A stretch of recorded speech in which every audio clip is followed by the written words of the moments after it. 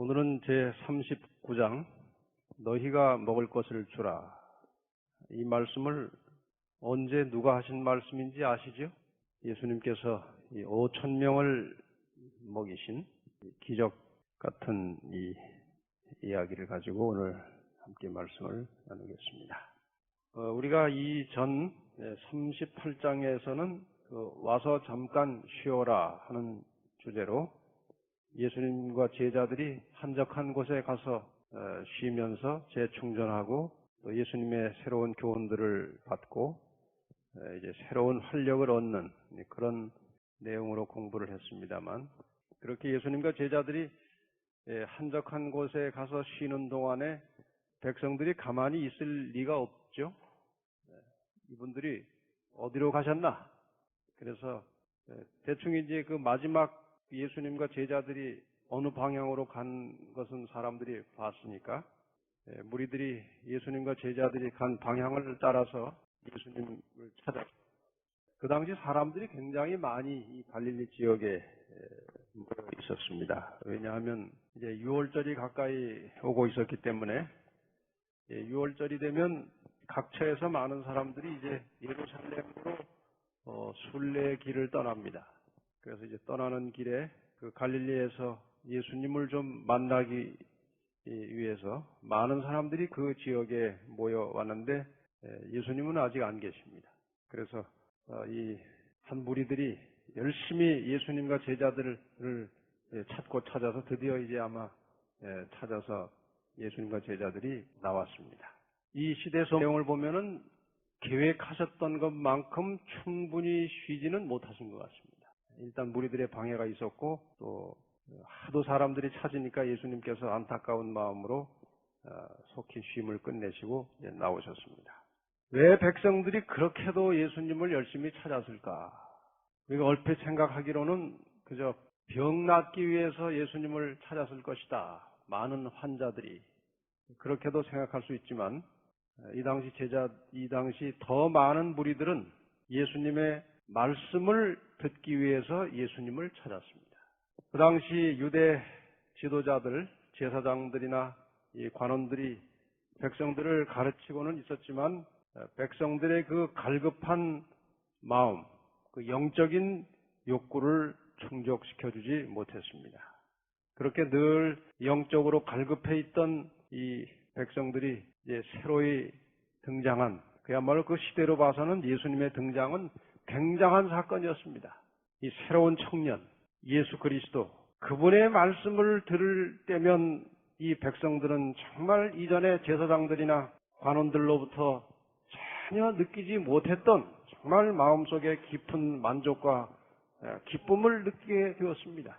이 사람들은 그저 빵만 먹고 사는 것이 아니라 무언가 그 마음에 갈급하는 영적인 욕구, 이 마음의 어떤 욕구를 충족시켜야 생존하도록 되어 있습니다. 그래서 늘 갈증을 느끼다가 예수 그리스도로부터 정말 그 말씀을 통해서 만족을 느끼고 기쁨을 느낄 수 있었기 때문에 예수님이 가시는 곳마다 수많은 사람들이 그 말씀을 듣기 위해서 모여들었습니다. 예수님께서는 그러한 백성들을 불쌍히 여기시고 휴식을 일단 또 중단하시고 그들과 함께 모여서 말씀을 가르치시고 또 그들은 말씀을 들을 수 있는 그러한 장소로 그 많은 무리를 모시고 하나님의 말씀을 나누어 주셨습니다. 여기 백성들에 대하여 예수님께서 어떤 마음을 가지셨는지 마가복음 6장 34절에 있는 말씀을 잠깐 보겠습니다. 예수께서 나오사 큰 무리를 보시고 그 목자 없는 양 같음을 인하여 불쌍히 여기사 이에 여러 가지로 가르치시더라. 이 백성들을 볼 때 예수님의 마음속에 마치 목자 없이 돌아다니는 양 같은 그런 백성들을 보시고 그들을 불쌍히 여기셔서 차마 피해서 계속 숨어 있을 수가 없으셨습니다. 그래서 다시 나오셔서 그들에게 말씀을 강론하시게 됩니다. 여기 시대소망 365페이지에 보면 이런 기록이 있습니다. 그의 거룩한 손에 치유하심은 죽어가는 자에게 기쁨과 생명을, 질병으로 신음하는 자들에게는 평안함과 건강을 가져다 주었다. 그들에게 있어 그날이 어떤 날입니까? 예수님의 말씀을 듣는 날. 그날은 지상 천국과 같이 생각되었으므로 그들은 식사 시간이 얼마나 오래 지났는지도 까맣게 잊고 있었다. 아마 아침 시간부터 이 백성들과 예수님이 만났고 온종일 예수님께서 그들에게 생명의 말씀을 나누어 주셨습니다. 얼마나 그 말씀이 달고 또 저들의 마음에 큰 만족과 기쁨을 주었는 점심시간이 지나고 저녁 시간이 됐는데도 그 배고픔을 잊어버린 채 주님의 말씀을 듣기에 열중했다. 그런 말씀입니다. 저녁이 되었는데도 사람들은 집으로 갈 생각을 하지 않습니다. 그래서 제자들이 예수님께 부탁하기를 빨리 이제 끝내시고 좀 쉬시죠. 그래야 이 백성들도 가지 않겠습니까? 또 백성들 자신들을 위해서라도 속히 좀 돌려보내셔야 되지 않겠습니까? 하고 예수님께 간곡하게 부탁을 드렸습니다. 그런데 예수님은 그 말씀에 갈급하여 자리를 떠나지 않는 사람들을 둔 채 그냥 가실 수가 없었고 또 그 배고픈 무리들을 그냥 돌려보내시기가 참 마음이 내키지 않았습니다. 예수님께서 배고픔을 경험하셨습니까? 언제? 아주 극렬한 배고픔을 경험하셨죠? 40일 동안 금식하신 후에 인간의 배고픔이라는 것이 얼마나 절실한 것인지를 예수님은 경험하셨기 때문에 비록 하루긴 하지만 그 배고픈 군중들이 그냥 고픈 배를 잡고 돌아가는 것을 예수님이 원치 않으셨습니다. 그래서 아마 오후 늦은 시간이었지만 예수님께서 그들에게 무언가를 먹여서 보내고 싶은 그런 마음이 있었던 것입니다. 마가복음 6장 36절부터 나오는 말씀을 먼저 보겠습니다. 무리를 보내어 두루 촌과 마을로 가서 무엇을 사먹게 하옵소서. 제자들이 예수님께 이제 빨리 보내가지고 저녁 사먹고 집에 가게 하십시오. 그렇게 말씀을 드렸죠. 대답하여 가라사대 너희가 먹을 것을 주라. 참 이 말씀이 너무 갑작스러운 말씀입니다. 지금 이게 장정만 5천 명이니까 실제 수는 훨씬 더 많은 수가 앉아 있는데 빨리 보내가지고 이제 뭘 사먹고 집에 가게 하십시오. 그랬더니 너희가 주라는 것입니다. 제자들은 도무지 이해를 할 수가 없었습니다. 그러나 예수님은 다 이제 계획과 계산을 가지고 말씀하신 것입니다. 그랬더니 제자들이 우리가 가서 200데나리온의 떡을 사다 먹이리까? 우리가 돈이 어디 있어서 이 많은 사람들을 다 사다 먹일 수 있습니까? 38절 이르시되 너희에게 떡 몇 개가 있느냐? 가서 보라.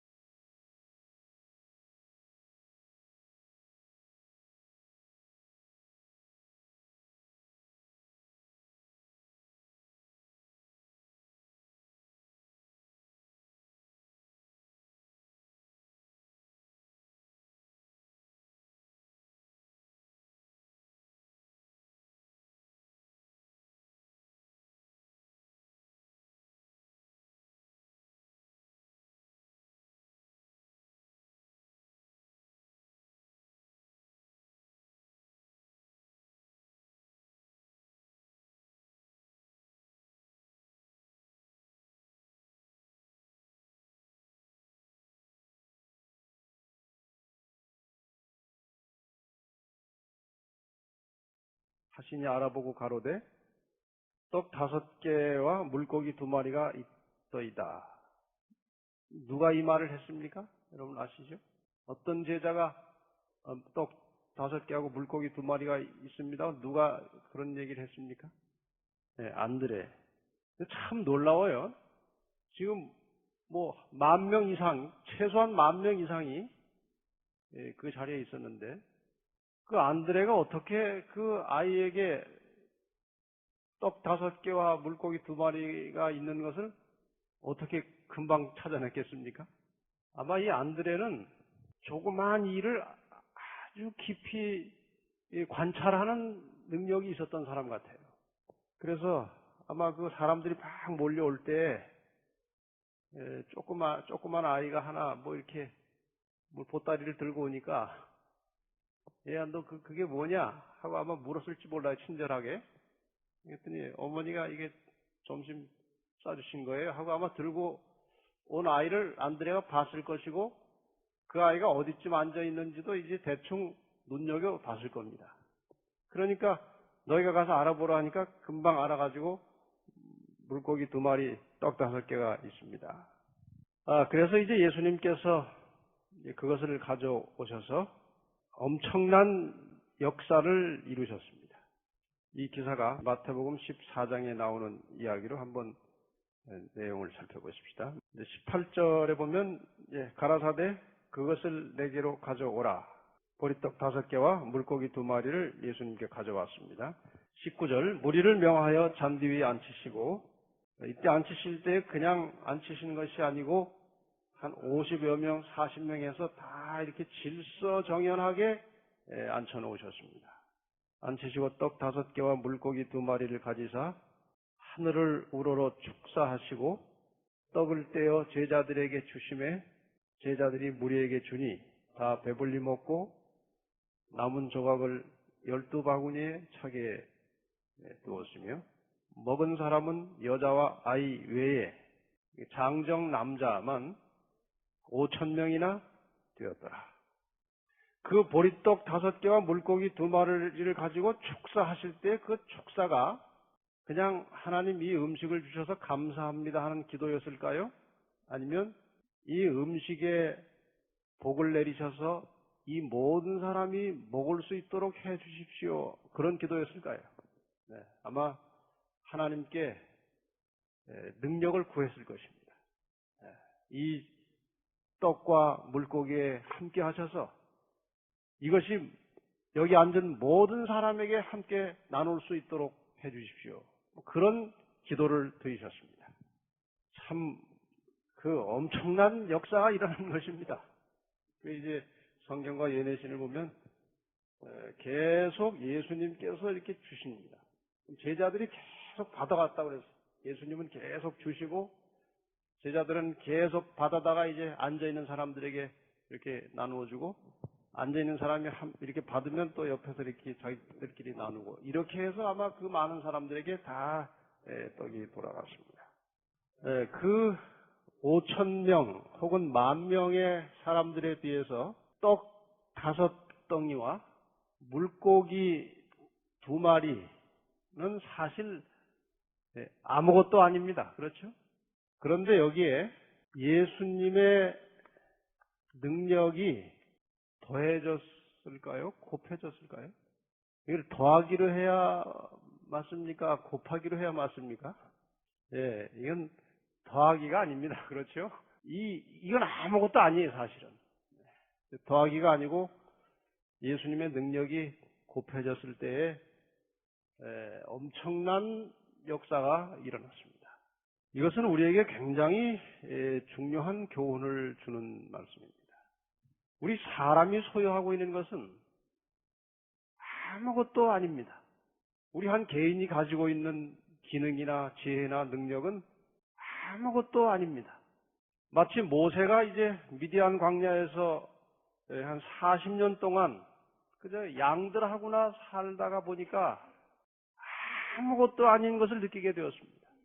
정말 양들하고 매일 있으니까 뭐 말도 제대로 할 기회도 없고 하니까 입도 이제 둔해지고 정말 이 자기의 가진 것이 아무것도 아님을 알게 되었을 때 하나님께서 나타나셔서 그를 불러내시고 그 정말 보잘것없는 본인 스스로도 그렇게 생각했고 그리고 객관적으로 볼 때도 그 40년을 별로 공부도 하지 않고 무능력하게 지내면 거의 이 기능이나 이런 능력이 마비가 됩니다.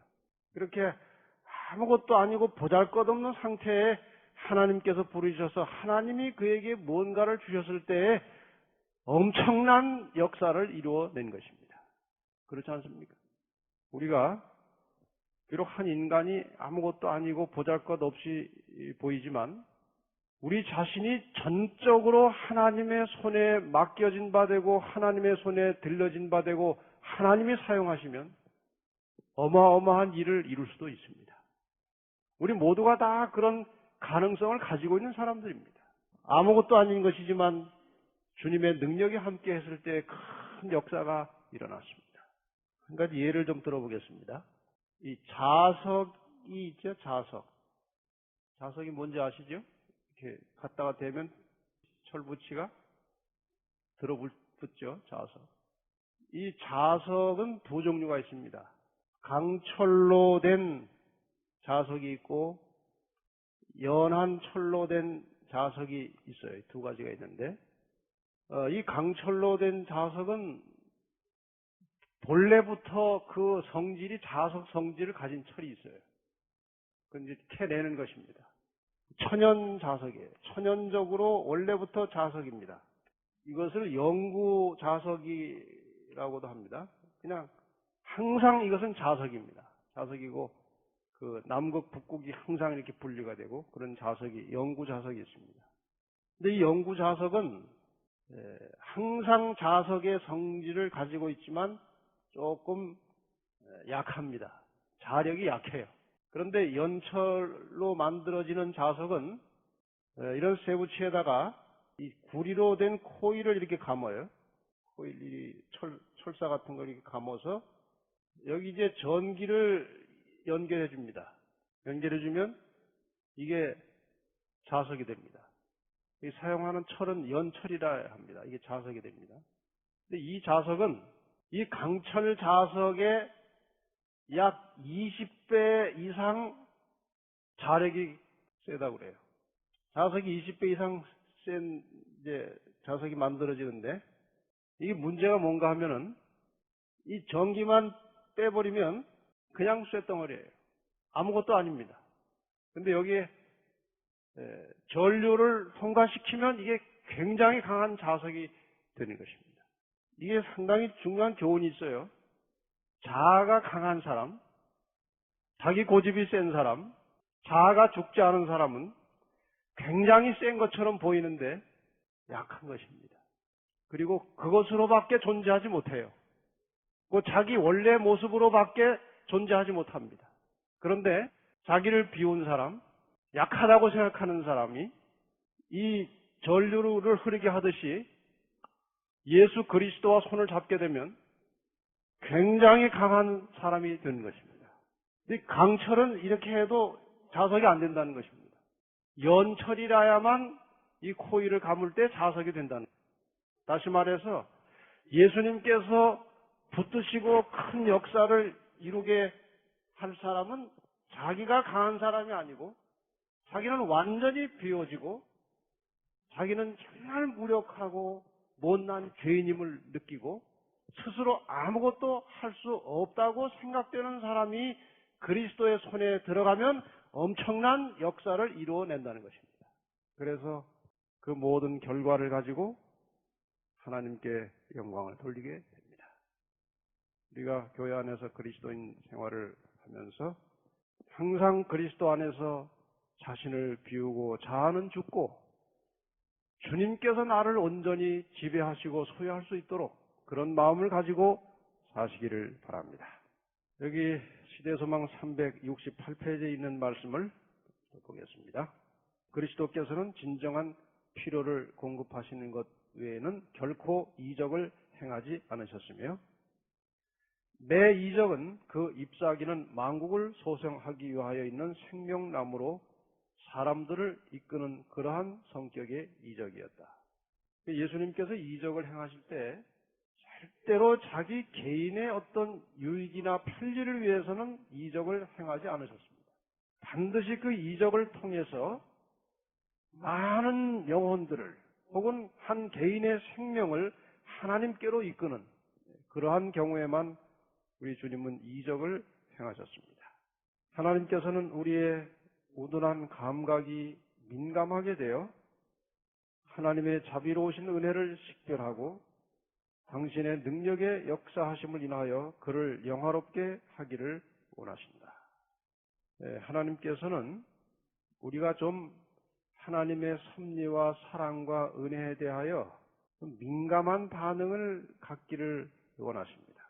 그래서 우리의 삶을 통해서 하나님께서 역사하고 일하시는 것들을 좀 우리가 감지하고 느끼기를 하나님이 원하시는데 우리가 너무 세속에 찌들려 가지고 감각이 둔해지고 그다음에 머리가 이렇게 복잡해져 가지고 하나님께서 우리를 통해서 하시는 하나님께서 우리를 위해서 하시는 여러 가지 사랑과 섭리에 대하여 별로 깨달음 없이 그냥 살아간다는 것입니다. 좀 더 자주 하나님께 기도하고 하나님의 말씀을 통해서 그분이 어떠한 분이심을 다시 깊이 깨달으면서 하나님께서 우리를 위해서 베푸시는 사랑과 은혜에 대하여 좀 더 민감한 반응, 감사하고 영광 돌리는 그러한 삶이 이루어지게 되기를 바랍니다. 기적을 통해서 예수님께서 우리들에게 어떤 것들을 베풀기를 원하시는지 또 우리가 어떻게 살아가기를 원하시는지 그 몇 가지 교훈이 있습니다. 예수님은 사람의 영적 필요뿐만 아니라 현세적인 물질적인 필요에 대해서도 우리 각자에 대해서 주님은 깊은 관심을 가지고 계십니다. 그리고 항상 우리의 그러한 필요를 돕기 위하여 우리 주님은 준비하고 계십니다. 히브리 2장 18절에 있는 말씀을 좀 보겠습니다. 한번 같이 읽어볼까요? 시작. 자기가 시험을 받아 고난을 당하셨은즉 시험 받는 자들을 능히 도우시느니라. 예수님께서 인성을 쓰시고 인간이 당하는 모든 심적인 고통과 육체적인 시련과 배고픔과 피곤함을 다 경험하셨습니다. 그래서 예수님께서 우리의 모든 경험을, 인간의 경험을 다 하셨기 때문에 우리가 시험 받을 때, 어려움 당할 때 우리의 필요가 무엇인지를 아시고 우리를 도우시겠다. 그런 약속의 말씀입니다. 4장 15절에 있는 말씀도 한 절 더 보겠습니다. 우리에게 있는 대제사장은 우리의 연약함을 체울하지 아니하는 자가 아니요. 말이 좀 복잡하죠? 우리의 연약함을 다 경험해서 아시는 분이다. 그 말이죠. 모든 일에 우리와 한결같이 시험을 받은 자로 돼 죄는 없으시니라. 그러므로 우리가 공률하심을 받고 때를 따라 돕는 은혜를 얻기 위하여 은혜의 보좌 앞에 담대히 나아갈 것이니라.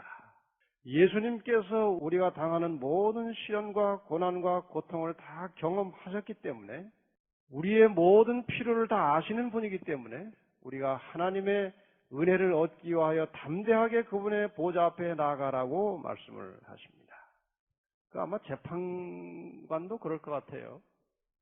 그냥 부잣집의 맏아들로 태어나가지고 아주 과외 선생 개인적으로 딱 두고 공부 잘해가지고 고시 합격해서 판사 된 사람하고 정말 어릴 때부터 가난한 정말 찌들게 가난한 집에 태어나가지고 고학도 하고 온갖 고생을 다 하면서 파란만장하게 해서 이제 고시를 합격하고 판사 된 사람하고 그 죄인의 마음이나 죄인의 상태를 다룰 때 전혀 그 판단력이 다를 것입니다. 그렇죠? 예수님께서 우리의 경험을 다 하셨기 때문에 우리의 필요를 다 아시고 우리를 도우시기 위해서 항상 기다리고 계십니다. 어떠한 우리의 문제든지 주님께 가지고 나아가서 하나님의 은혜를 얻으시기를 바랍니다. 두 번째로 예수님께서는 5개와 물고기 2마리는 그 당시 갈릴리 지역, 갈릴리 호수를 중심으로 해서 그 주변에 흩어져 사는 갈릴리 지역의 사람들이 그냥 아주 가난한 사람들이 평상시에 먹는 아주 소박한 음식입니다. 보리떡 5개, 또 물고기 2마리. 근데 예수님께서 사실 마음만 먹으시면 그 많은 사람들에게 여러분들 하루 종일 정말 내 말 듣느라고 고생했는데 한바탕 내가 차려놓을 테니까 하고 그냥 진수성찬으로 쫙 차려서 먹게 할 수도 있었습니다. 그런데 그냥 평상시 그들이 가난한 자들이 먹는 소박한 음식을 가지고 다 나누어 주셨습니다. 여기에도 의미가 있습니다. 예수님께서 하신 모든 일에는 의미가 들어있는 것입니다. 여기 시대 소망이 있는 말씀을 좀 보겠습니다. 구주께서는 당신을 따르는 자들에게 세상의 사치를 약속하지 않으셨다. 그들의 식사는 수수하고 심지어 빈약할지도 모른다. 그들의 생애는 빈곤에 둘러싸일지도 모른다. 그러나 예수의 말씀은 저희의 필요가 공급될 것을 보증하고 있으며 예수께서는 세상의 재물보다 훨씬 좋은 것, 곧 예수의 임재하심으로 말미암아 얻어질 영속적인 평안을 약속하셨다. 사람이 물질적으로 풍요해지고 이렇게 눈에 보이는 것이 이렇게 커지기 시작하면 눈에 보이지 않은 영적 사물에 대하여 무관심해집니다. 그리고 둔해집니다. 그래서 하나님의 백성들은 부자로 아주 모든 것이 넉넉하게 사는 것보다 어쩌면 그냥 간신히 먹고 살 정도로 살면서 더 나은 것, 보다 풍요한 영적인 세계를 기다리고 바라보고 사는 것이 더 은혜스러운 삶이 아닌가 그렇게 생각됩니다. 아마 이 자리에 앉아 계신 분 중에 부모로부터 수십억, 수백억을 유산으로 받아가지고 굉장한 부자였다면 지금 이 자리에 앉아 있지 않을 분들이 많이 있을 겁니다. 그렇지 않습니까? 아마 저도 그랬을 거예요.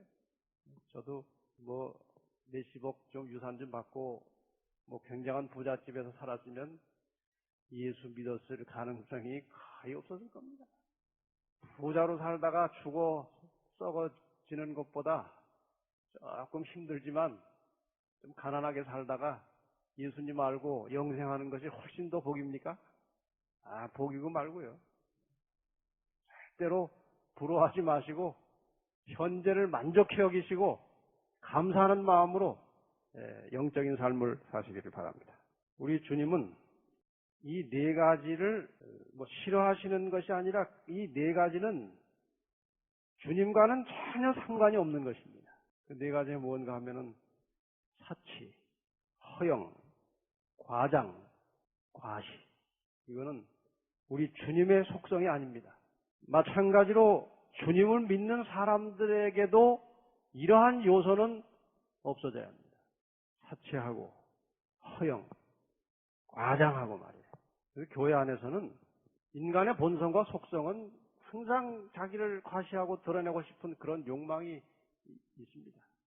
그러나 교회 안에서는 신앙인은 예수님을 믿고 사는 사람들은 적어도 자기를 과장하거나 자기를 과시하거나 사치스럽거나 허영심을 가지고 사는 것은 그리스도인의 속성이 아닙니다. 항상 단순하고 소박한 모습으로 진실하고 정직하게 사는 것이 그리스도인의 속성입니다. 이 정직이라고 하는 것이 아주 솔직하고 소박한 것이 사실은 굉장한 값어치가 있는 것입니다.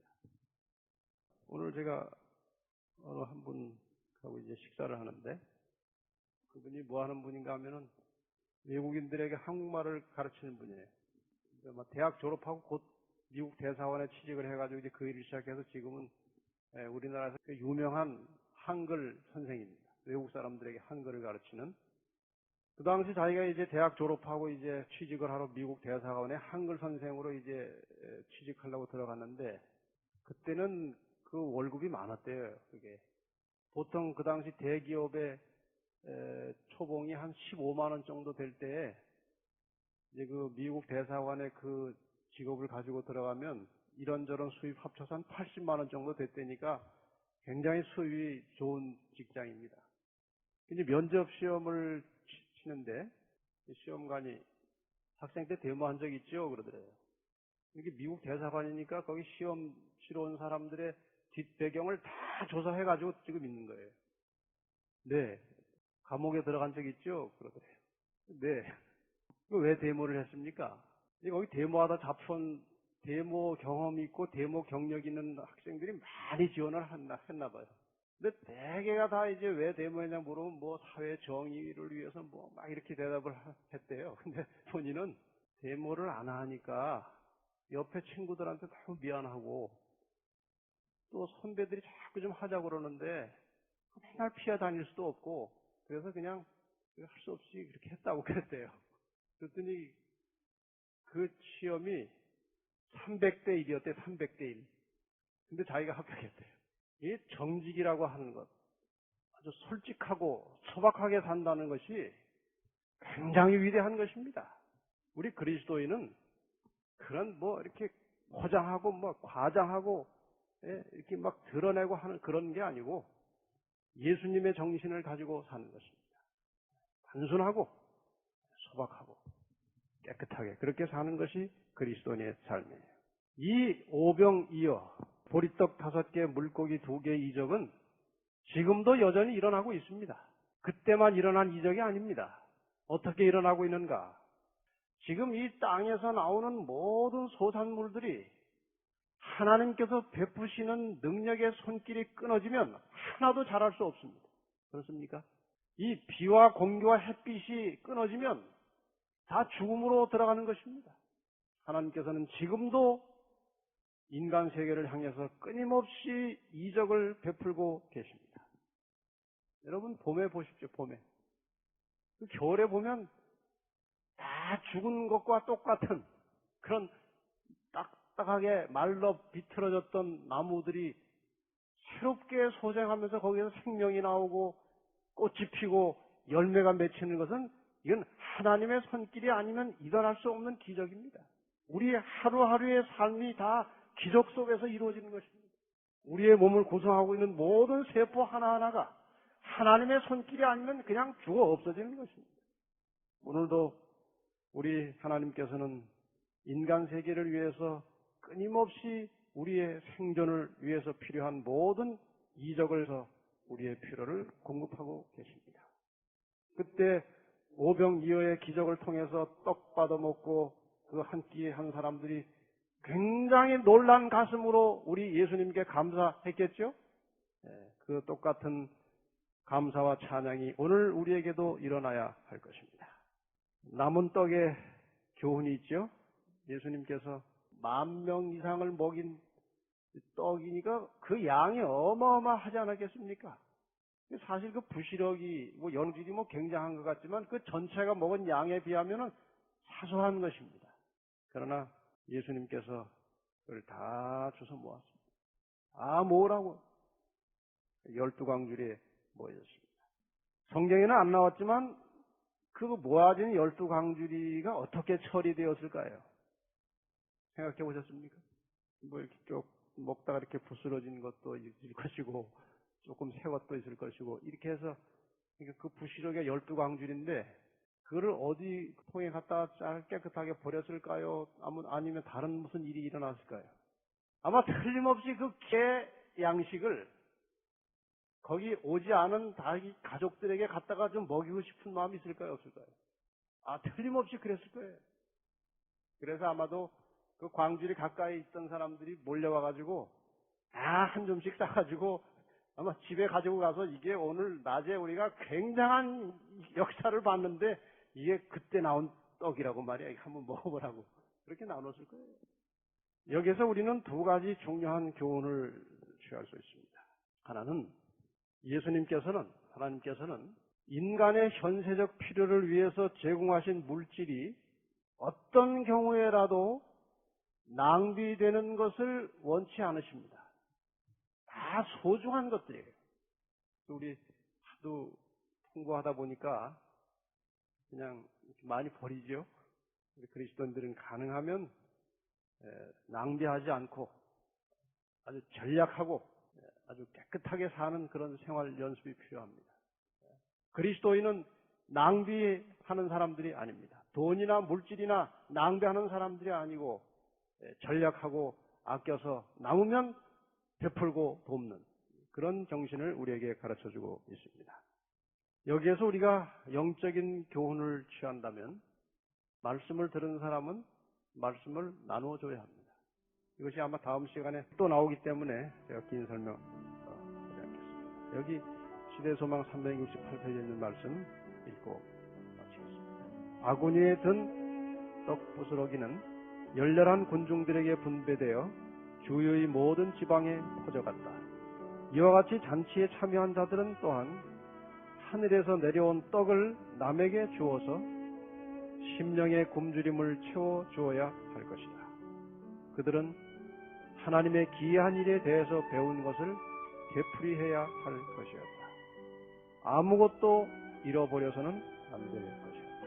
하나님께서 우리에게 베풀어 주시는 사랑과 은혜에 대하여 항상 감사하며 하나님께 영광을 돌림과 동시에 하나님께로부터 받은 바 그 은혜를, 그 사랑과 섭리를 끊임없이 우리의 가족과 이웃들에게 나누어주며 살아가는 하나님의 신실한 백성들이 되시기를 간절히 바라면서 말씀을 마치겠습니다.